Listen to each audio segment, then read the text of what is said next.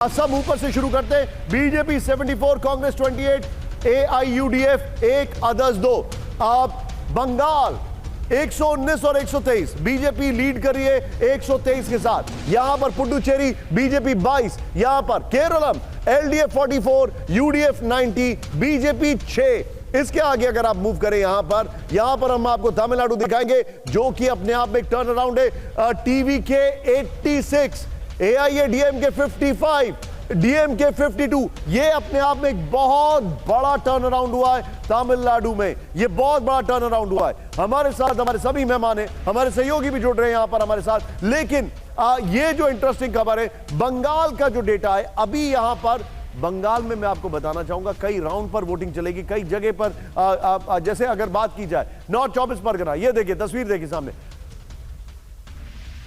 इस वक्त जो ब्रेकिंग आपके साथ। कूच बिहार में 9 में से 7, मालदा में 7 में 10 में से 7, टीएमसी 17, 24 नॉर्थ 24 परगना में बीजेपी 14। बड़ी खबर, हावड़ा में टीएमसी 13, बीजेपी 3 सीट। ये इस वक्त की ब्रेकिंग न्यूज आपके सामने। ये देखिए कोलकाता टीएमसी 7, बीजेपी 3। अब यहां पर कूच बिहार में 9 में से 7 सीट पर बीजेपी आगे। मालदा 10 में से 7 सीट पर बीजेपी आगे।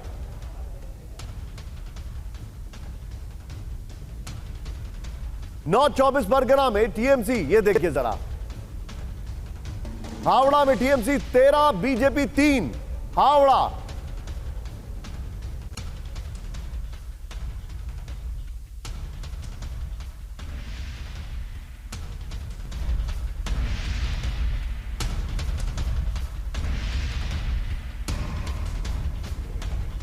ये इस वक्त की बड़ी खबर आपके सामने। ये देखिए हावड़ा में टीएमसी 13, बीजेपी 3। अगर मैं रामकृपाल जी के पास जाऊंगा, रामकृपाल जी, आप असम सरप्राइजिंग नहीं है, ये नंबर्स सरप्राइजिंग है जो नंबर्स आ रहे हैं। लेकिन बंगाल में आपका ये कहना ये आंकड़ा भी और बढ़ेगा, क्योंकि अभी जो नंबर्स बंगाल के आ रहे हैं वो हमारे सामने, मैं आपको एग्जैक्ट नंबर्स बता देता हूं, 119 और 123 है और शायद ये 247 के नंबर्स हैं। ये कहां तक जाएगा एजन? निशान जी, ये नंबर चाहे आगे कितना भी जाए या गैप कम भी हो, एक बात जो इन चुनावों ने आज़ादी के बाद पहली बार जो मैसेज आ रहा है, वो मैसेज ये है कि 2 गढ़ थे। उत्तर में बंगाल गढ़ था भाषा का और क्षेत्रीयता का, और दक्षिण में तमिलनाडु गढ़ था। भले आप कहें कि वो जो टीवीके है वो भी सिर्फ जा रही है, अलग बात है, लेकिन इन दोनों राज्यों में कभी माना नहीं जाता था कि कभी से नॉर्थ इंडिया की या बीजेपी या कोई और पार्टी आएगी। ये जो हो रहा है, अगर हो गया तो भाषा और क्षेत्रीयता की दीवार दरक रही है। मैं नहीं कहता कभी गिर जाएगी, बिल्कुल। आप मुझे एक बात समझाइए, आप वोटिंग परसेंटेज बहुत ज्यादा था, उसके 2 फैक्टर्स बताए जा रहे थे। पहला, बेस कम हो गया, दूसरा एसआईआर की वजह से एक लोगों में फियर साइकोसिस था। ये 2 फैक्टर्स हैं। महिलाओं ने 1.5% पुरुषों से ज्यादा वोट किया, तो ये सारे फैक्टर्स क्या बीजेपी के फेवर में गए? नहीं, मैं अभी तक क्योंकि ये रुझान है। देखिए निशांत, अगर हम देखें हिंदुस्तान को, बहुत हद तक जो जमीनी चेंज हो रहे हैं आज, चाहे बेंगलुरु हो चाहे तमिलनाडु हो, सबका कैरेक्टर मल्टी लिंग्विस्टिक हो गया है। यानी पहले जिस जमाने में आईटी सर्विस ने इसको बहुत हद तक, वो जो है डोमिनेंस जो होता था भाषा और उसको तोड़ दिया है।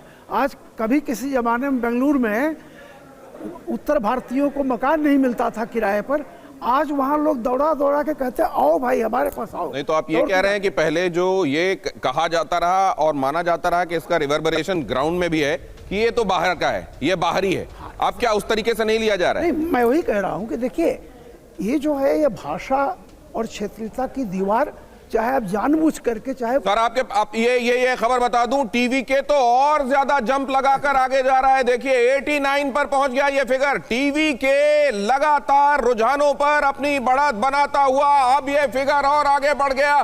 234 में से 200 के रुझान और टीवी के 89 पर, डीएम के वो भी 200 में से, और एआईएडीएम के 60 पर।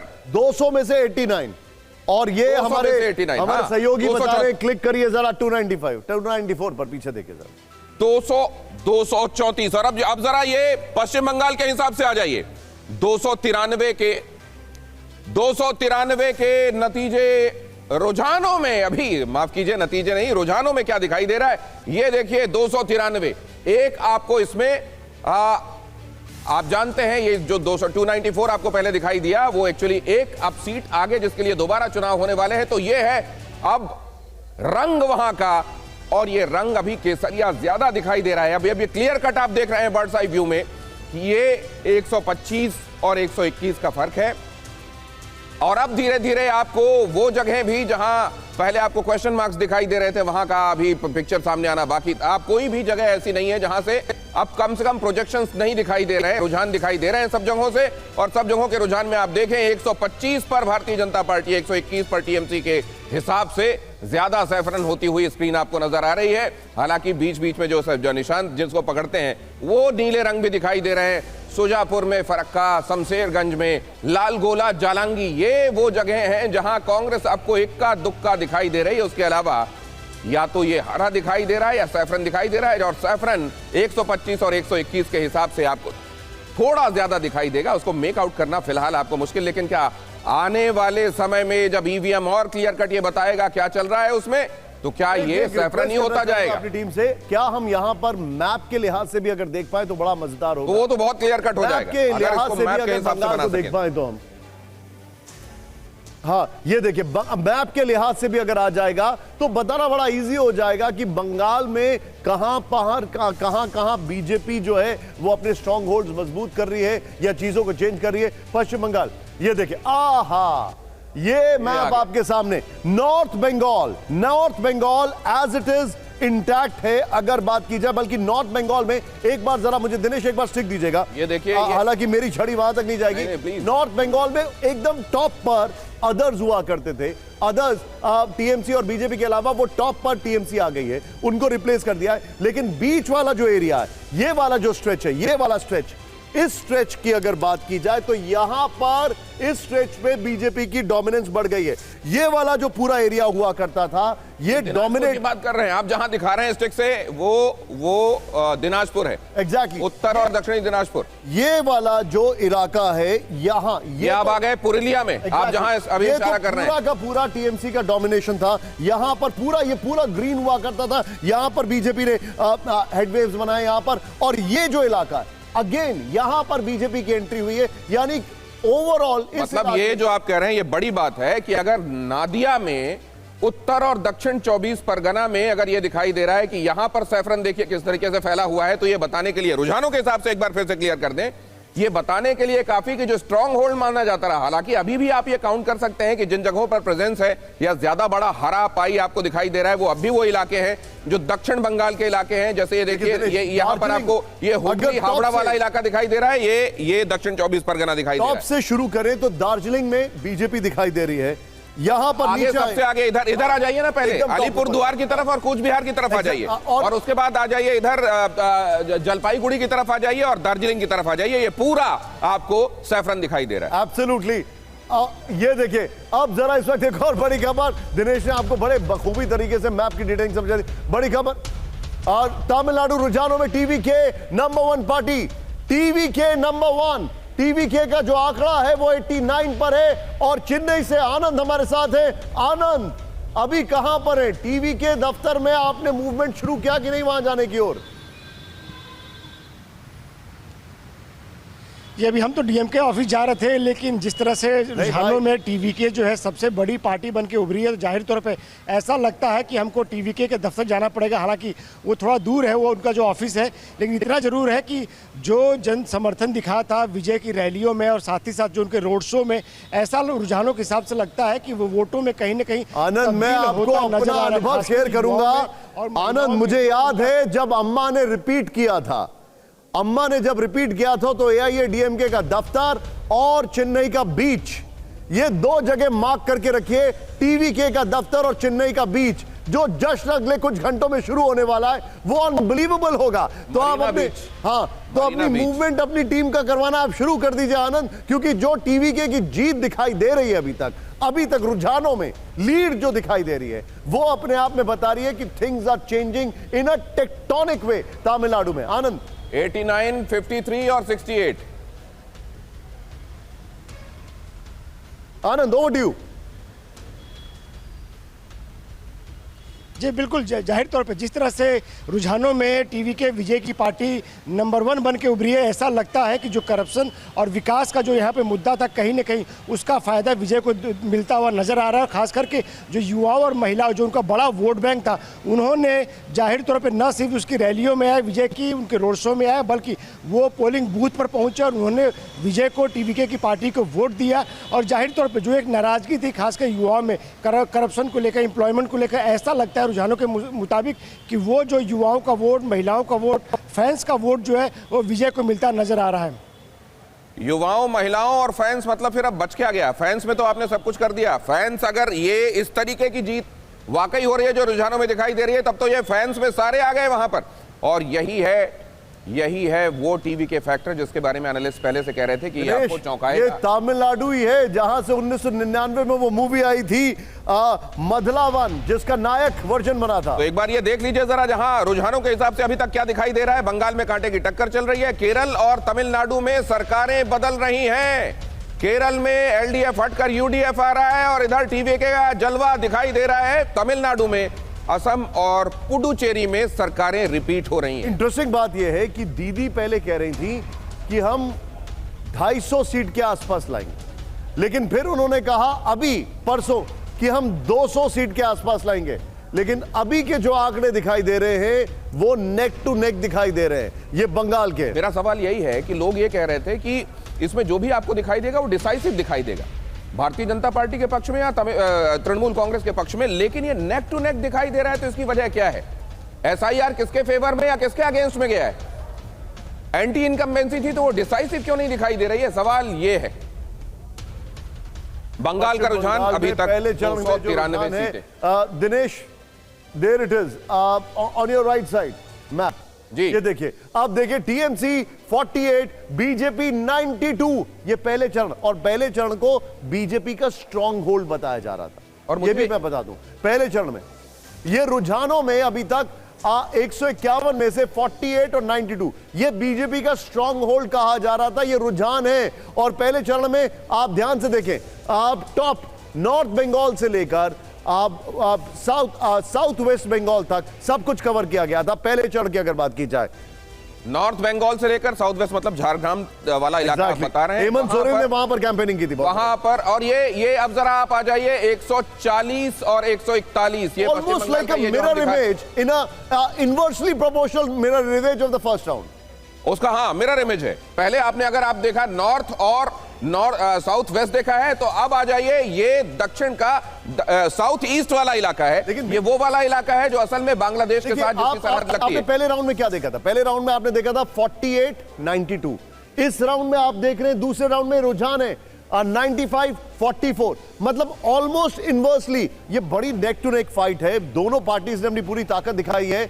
आप सेकेंड राउंड में डेफिनेट, लेकिन इंपॉर्टेंट और सिग्निफिकेंट यहां पर देखिए जरा, ये वो इलाका है, ये नादिया का इलाका, ये उत्तर और दक्षिण 24 परगना का इलाका जो बांग्लादेश से लगने वाला इलाका है और जो बहुत डेंसली मुस्लिम पॉपुलेटेड है। और यह भी कि जहां कहा गया कि घुसपैठियों की समस्या सबसे ज्यादा है, और वहां पर आप देख रहे हैं ये सैफरन यहां इमर्ज करता हुआ, बल्कि अपनी ज्यादा प्रेजेंस बनाता हुआ। इसका मायना क्या है पुष्पेश जी? देखिए, मुझे लगता है कि अभी ये सारे विश्लेषण जो है ना बहुत मायने इसलिए नहीं रखते हैं कि क्या मुसलमानों के प्रति आक्रोश के कारण वोट ज़्यादा पड़ी है भाजपा के पक्ष में, या वहाँ जो तैनाती हुई थी उसके कारण लोग थोड़ा आतंकित थे, निकल नहीं पाए थे। मैं बार बार रोकता हूँ Pushpesh ji, I am sorry for this, लेकिन इस वक्त एक बड़ी खबर स्क्रीन पर दिखाई दे रही है। टीवीके 97, टीवीके 97, ये तमिलनाडु में बहुत बड़ी खबर है। Pushpesh sir, back to you. लगता है कि जो आप पूछ रहे थे गौतम भाई कि मतलब मुझे लगता है कि बंगाल में अभी कांटे की टक्कर तो ज़रूर है, और मुझे लगता है कि भाजपा हो या तृणमूल कांग्रेस हो, आखिर तक रहेगी स्थिति यही लगभग। सर इस वक्त एक और बड़ी खबर आ रही है, बंगाल से आंकड़े चेंज हो गए। बीजेपी 138, तृणमूल कांग्रेस 121। ये बहुत बड़ी खबर है। और प्लीज टीवीके को देखें, 97 inching closer to first century of Vijay in the political front.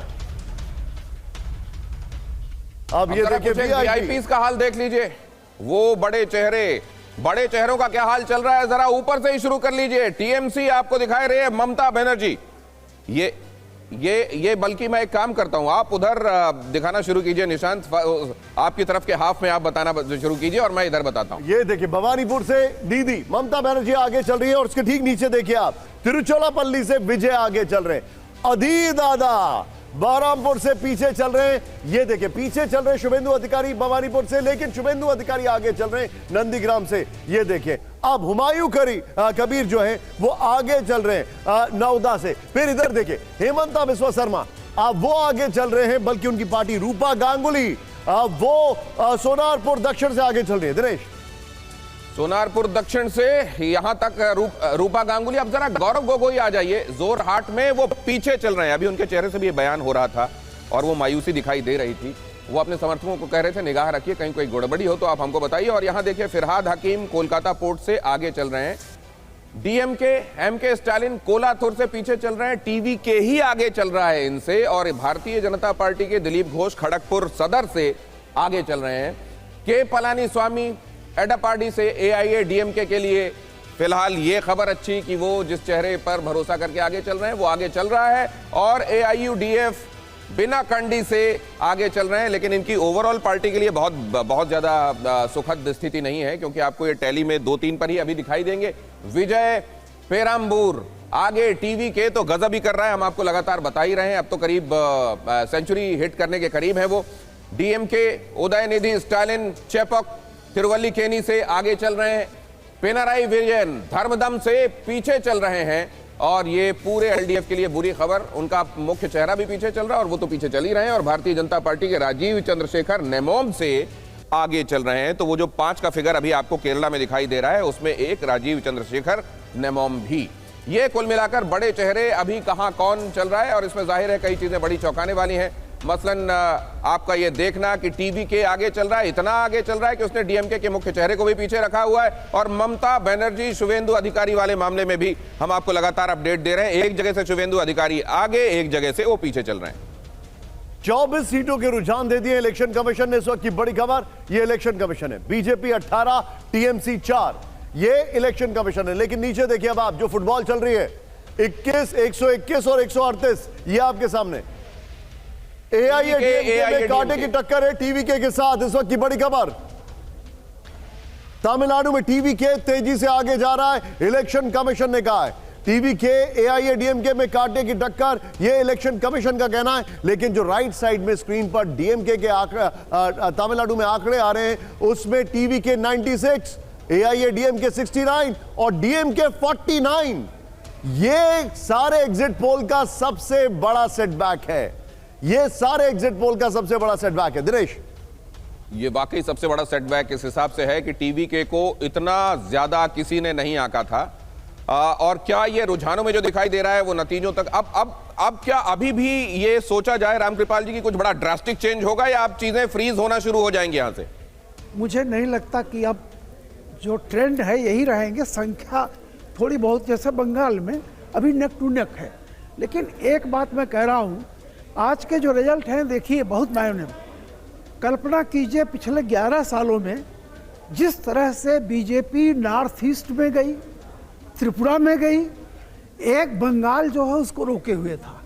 अब आप देखिए सिर्फ अभी 10-15 सालों के अंदर अंदर नॉर्थ ईस्ट से लेकर के बंगाल तक बीजेपी चली गई। साउथ में जैसे आप कह रहे हैं, एक बात तो है कि द्रविड़ राजनीति को झटका तो लगा है, कम से कम डीएमके को। डीएमके ही मानती थी अपने को। तो कहीं ना कहीं से जो इतने पुराने पूर्वाग्रह थे, भाषा के नाम पर, फलाना के नाम पर, एक जो हो रहा था ना सब नेशनलिज्म, उसकी बहुत बड़ी पराजय हो रही है।